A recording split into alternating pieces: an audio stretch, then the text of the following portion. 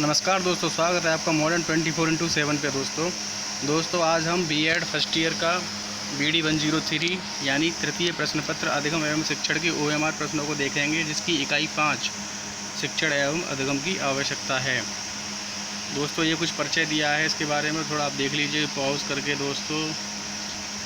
दोस्तों कुछ लोग बोल रहे थे कि संजय का ले लें मॉडल पेपर या अतुल का या कुमार का। तो दोस्तों मैं बोलता हूँ किसी का भी ले लीजिए आप, कुछ ना कुछ मिस्टेक्स हर मॉडल में रहती है। इसलिए मेरा यह कहना है कि आप लोग थ्योरी वाले अपने सब्जेक्टिव क्वेश्चन है उनको भी ज़रूर देखें दोस्तों, ठीक है दोस्तों। अच्छा दोस्तों एक बात बतानी थी, मेरे 143 सब्सक्राइब आज हो चुके हैं दोस्तों, और सब्सक्राइब करें दोस्तों, कम से कम 1000 तो बनता है दोस्तों, ठीक है दोस्तों। लाइक कीजिए, कमेंट कीजिए, शेयर कीजिए, ज़्यादा से ज़्यादा शेयर कीजिए दोस्तों। हर दिन आपको ये एक यूनिट प्रत्येक चैप्टर की कंप्लीट कराऊंगा दोस्तों, और हर पाँच दिन में एक मॉडल पेपर आपका पूरा हो जाएगा दोस्तों। आप साथ बनाए रखिए, मैं तो हूँ ही आप लोगों के साथ, ठीक है दोस्तों। चलिए चलते हैं। क्वेश्चन नंबर 1, संप्रेषण पारस्परिकता के भाव में विचारों एवं भावनाओं की दूसरों के साथ भागीदारी है। यह विचार किसका है? यह विचार एडलर डेल का है। कम्युनिकेशन शब्द की उत्पत्ति किस शब्द से हुई? तो ये हुई कम्युनिस्ट शब्द से। कक्षा संप्रेषण में ध्यान देने योग्य मुख्य बिंदु है व्यक्तिगत भिन्नताएं।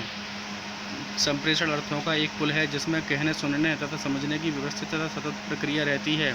संप्रेषण की यह परिभाषा दी है लुइस ए एलन ने। संप्रेषण की प्रक्रिया होती है द्विपक्षीय। संचार वह प्रक्रिया है जिसके द्वारा दो या अधिक लोग विचारों, तथ्यों, भावनाओं एवं प्रभावों आदि का इस प्रकार विनिमय करते हैं कि संचार प्राप्त करने वाला व्यक्ति संदेश के अर्थ, उद्देश्य तथा उपयोग को भली भांति समझ लेता है। यह कथन है पॉल लीगन्स का। सामूहिक संप्रेषण का गुण है यह विधि सरल तथा सस्ती है। यह विधि छात्रों को, इसका उपरोक्त सभी होगा दोस्तों, देख लीजिए आप।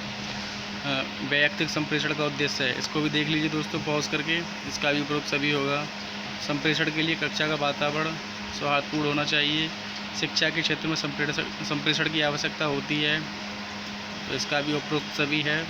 शिक्षा में संप्रेषण प्रक्रिया का प्रमुख सिद्धांत माना जाता है सजगता का सिद्धांत और योग्यता का सिद्धांत, सहभागिता का सिद्धांत, उपरोक्त सभी। किस संप्रेषण में सदैव भाषा का उपयोग किया जाता है? तो शाब्दिक संप्रेषण में। ये भी रिपीटेड क्वेश्चन है, किस संप्रेषण सदैव भाषा का उपयोग किया जाता है? तो यह शाब्दिक संप्रेषण में। विचारों का आदान प्रदान अथवा व्यक्तिगत वार्तालाप द्वारा बालकों को अध्ययन में सहायता, आदेश तथा निर्देश प्रदान करने के लिए शिक्षक का प्रत्येक बालक से पृथक साक्षात्कार करना वैयक्तिक संप्रेषण कहलाता है। यह परिभाषा है मेलविन की। इसके अनुसार सामूहिक संप्रेषण विधि छात्रों को सुझाव और नवीन ज्ञान प्रदान करती है, तो ये रायबर्न। कक्षा शिक्षण की प्रक्रिया किस प्रकार का संप्रेषण है? तो ये है व्यक्तिगत और सामूहिक संप्रेषण। कक्षा में प्रभावी संप्रेषण का प्रमुख तरीका है तो उद्देश्यपूर्णता, सक्रिय अध्यापन और क्रमबद्ध विषय वस्तु। उपरोक्त सभी राइट आंसर होगा। संप्रेषण की प्रमुख रुकावट मानी जाती है रुचि का अभाव और भाषा की कमी। प्रतिमान का सोपान नहीं है अनुभव। संप्राप्ति प्रतिमान का विकास किया था ब्रूनर ने। अग्रिम व्यवस्थापन का प्रयोग किया जाता है व्याख्यात्मक शिक्षण प्रतिमान में। एक तंत्रात्मक शिक्षण व्यवस्था होती है अग्रिम व्यवस्थापन प्रतिमान में। समस्त ज्ञान अनुमानित है, यह मान्यता किस प्रतिमान की है? तो प्रेक्षा प्रशिक्षण प्रतिमान की। व्यक्तिगत विभिन्नताओं को सर्वाधिक महत्व दिया जाता है अग्रिम व्यवस्थापक प्रतिमान में। प्रेक्षा प्रतिमान उपयोगी है उपरोक्त सभी में, आप देख लीजिएगा। आगमन शिक्षण प्रतिमान के प्रवर्तक हैं हिल्दा तांबा।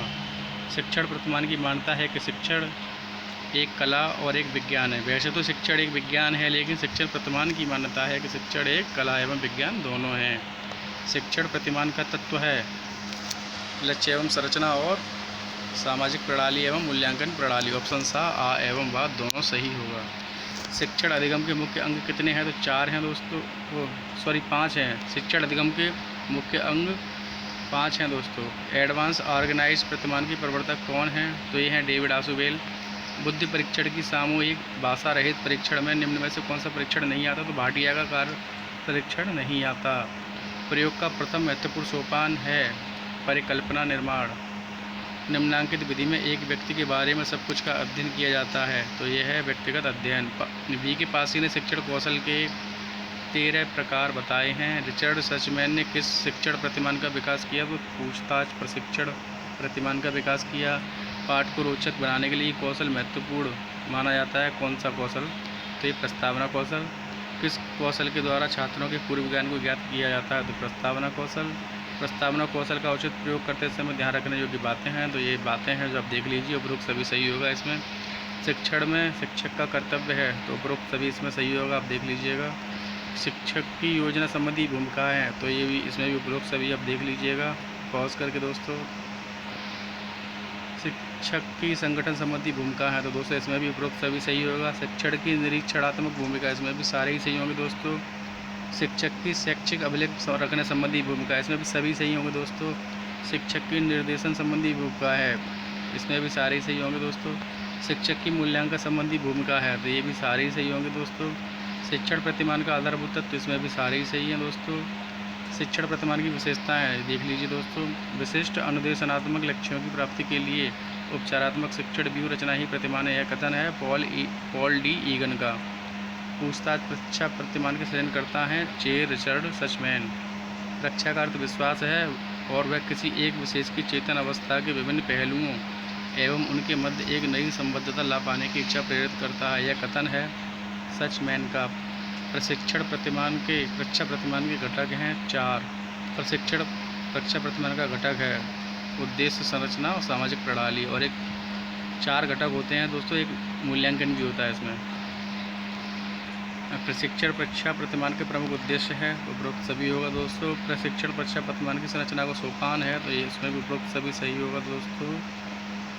प्रशिक्षण परीक्षा प्रतिमान की सामाजिक प्रणाली को 3 स्तरों में बांटकर पूरा किया जाता है। प्रशिक्षण परीक्षा प्रतिमान की सामाजिक प्रणाली का स्तर है, उपरोक्त सभी सही होगा दोस्तों। प्रशिक्षण परीक्षा प्रतिमान का चौथा घटक है मूल्यांकन प्रणाली। प्रशिक्षण परीक्षा प्रतिमान की विशेषता है, उपरोक्त सभी सही होगा दोस्तों। प्रशिक्षण प्रतिमान में उपरोक्त सभी सही होंगे दोस्तों, देख लीजिए आप। प्रशिक्षण परीक्षा प्रतिमान की उपादेयता है, तो उपरोक्त सभी सही होगा। अग्रिम व्यवस्थापक प्रतिमान के सृजन करता है डेविड आशुवेल। आशुवेल ने अपने सिद्धांत पर बल दिया है, तो आ एवं व दोनों सही होगा दोस्तों। अग्रिम व्यवस्थापन प्रतिमान की विशेषता, उपरोक्त सभी सही हैं। अग्रिम व्यवस्थापक प्रतिमान से लक्ष्य लिया गया है, तो उपरोक्त सभी। अग्रिम व्यवस्थापक प्रतिमान का मूल तत्व नहीं है, तो व्याख्या करना, क्योंकि उद्देश्य भी है, संरचना भी है, सामाजिक प्रणाली भी है, और चौथा इसका होता है मूल्यांकन। अब इसमें व्याख्या दिया है तो ये गलत होगा दोस्तों। अग्रिम व्यवस्थापक प्रतिमान में मुख्यतः कितनी क्रियाएं संपादित की जाती हैं? तो मुख्यतः 3 क्रियाएं संपादित की जाती हैं। अग्रिम व्यवस्थापक प्रतिमान की क्रिया है, तो उपरोक्त सभी, यानी कि विषय सामग्री का संगठन, सीखने की सामग्री का तार्किक रूप से प्रस्तुतिकरण, ज्ञानात्मक संगठन को सुदृढ़ बनाना, यानी इसमें उपरोक्त सभी राइट आंसर होगा। अग्रिम व्यवस्थापन प्रतिमान का उपयोग है पाठ्यक्रम संरचना में, अनुभव के संश्लेषण में और शिक्षण प्रक्रिया को सरल, बोधगम्य एवं प्रभावी बनाने में, उपरोक्त सभी सही होगा। बेंजामिन ब्लूम किस प्रतिमान के सृजन करता है? तो अग्रिम व्यवस्थापक अथवा अग्रिम संगठित प्रतिमान के सृजन करता है, और प्रशिक्षण जांच अथवा पूछताछ प्रशिक्षण प्रतिमान के भी सृजन करता है, और स्वामित्व अधिगम प्रतिमान के भी सृजन करता है, यानी कि उपरोक्त सभी के प्रतिमानों के सृजन करता है बेंजामिन ब्लूम। स्वामित्व अधिगम प्रतिमान की धारणा है, तो इसमें देख लीजिए तो सारे सही होंगे। स्वामित्व अधिगम प्रतिमान के उपयोग द्वारा छात्र कितने प्रतिशत तक विषय वस्तु पर स्वामित्व प्राप्त कर सकता है? तो 90 to 95% तक स्वामित्व प्राप्त कर सकता है दोस्तों। संप्रेषण प्रक्रिया को उपयोगी बनाने की प्रक्रिया है, तो कक्षा में छात्रों की संख्या कम रखी जाए, विद्यालयों में शिक्षकों की संख्या बढ़ाई जाए, और बालकों की रुचियों और आवश्यकताओं को ध्यान में रखकर शिक्षण किया जाए दोस्तों, तो उपरोक्त सभी सही होंगे। संप्रेषण की रुकावट है, तो भाषा की कमी भी रुकावट है, प्राप्तकर्ता संबंधी कमियां भी रुकावट है, और संप्रेषण माध्यम की कमियां भी, ये सभी सही होंगे। प्रभावी तरह से संप्रेषण करने का तरीका है, तो उद्देश्यपूर्ण, निर्देशनात्मक और बाल केंद्रित। प्रभावी संप्रेषण का उपाय है पूर्व ज्ञान से संबंधित, आत्मविश्वास की जागृति और सक्रिय अध्यापन। संप्रेषण की बाधा है, तो संप्रेषण सामग्री की कमी, संप्रेषण माध्यम की कमियां, प्राप्तकर्ता संबंधी कमियां, तो ये सभी सही होंगे दोस्तों। कक्षा कक्ष शिक्षण में संप्रेषण करते समय ध्यान रखने योग्य बिंदु हैं बाधाओं एवं अवरोधों को दूर करना, नवीन सामग्री, व्यक्तिगत विभिन्नताओं को ध्यान में रखना। तो उपरोक्त सभी राइट आंसर होगा दोस्तों। सामूहिक संप्रेषण का दोष है शिक्षा देते समय व्यक्तिगत भेदों पर ध्यान नहीं देना, सभी बालकों को एक साथ एक विधि से शिक्षा देना, और यह विधि कक्षा केंद्रित है। उपरोक्त सभी राइट आंसर होगा। सामूहिक संप्रेषण का गुण है यह विधि सरल सस्ती है, यह विधि छात्रों को व्यवहार कुशल बनाती है। इस विधि में इतिहास, भूगोल, संगीत, कला के पाठों के लिए उपयोगी है यह विधि। उपरोक्त सभी राइट आंसर होगा दोस्तों। वैयक्तिक संप्रेषण का गुण है यह विधि मनोवैज्ञानिक है, यह विधि बालकों को क्रियाशील बनाती है, यह विधि रोचक है। उपरोक्त सभी सही आंसर होगा। विचारों के आदान प्रदान अथवा व्यक्तिगत वार्तालाप द्वारा बालकों को अध्ययन में सहायता, आदेश तथा निर्देश प्रदान करने के लिए शिक्षक का प्रत्येक बालक से पृथक पृथक साक्षात्कार करना व्यक्तिगत संप्रेषण कहलाता है। यह कथन है A.G. मेलविन का।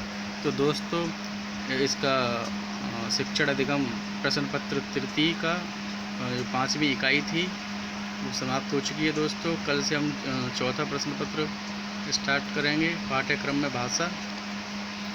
ठीक है दोस्तों, देखिए ये कुछ नोट्स है जो मैंने बताया था आपको स्टार्टिंग में।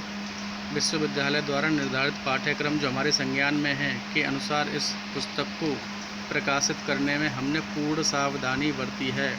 फिर भी किसी त्रुटि अथवा कमी के लिए प्रकाशक, लेखक व मुद्रक का किसी प्रकार का कोई उत्तरदायित्व नहीं होगा। परीक्षार्थी पाठ्यक्रम प्रश्न पत्र के प्रारूप व अंक विभाजन के संबंध में विश्वविद्यालय से जानकारी प्राप्त कर लें। इस संबंध में प्रकाशक का कोई उत्तरदायित्व नहीं होगा। सभी प्रकार के विवादों का न्याय क्षेत्र केवल आगरा न्यायालय होगा। कहने का मतलब यह है दोस्तों, जैसे कि डिस्क्रिप्टिव पेपर होता था, लेकिन इस बार आगरा यूनिवर्सिटी की साइट पे अभी एक नोटिस आया था 400 नंबर करके उसका नोटिस था, वो हटा दिया है दोस्तों। उसमें ये दिया गया था कि 100 क्वेश्चन आएंगे, OMR बेस्ड होगा और 1.5 घंटे का समय होगा दोस्तों। उन 100 क्वेश्चन में से 50 प्रश्न करने हैं दोस्तों। ऐसा आयोग की मतलब यूनिवर्सिटी की साइट पे अपलोड किया गया था दोस्तों, लेकिन किसी कारणवश उस नोटिस को हटाया गया है। तो अभी संशय बना हुआ है, लेकिन 90 to 95% चांस हैं OMR बेस्ड एग्ज़ाम के दोस्तों। चैनल को सब्सक्राइब करें, लाइक करें, शेयर करें, कमेंट करें दोस्तों। ठीक है दोस्तों, धन्यवाद, शुभ रात्रि। कल मिलते हैं दोस्तों।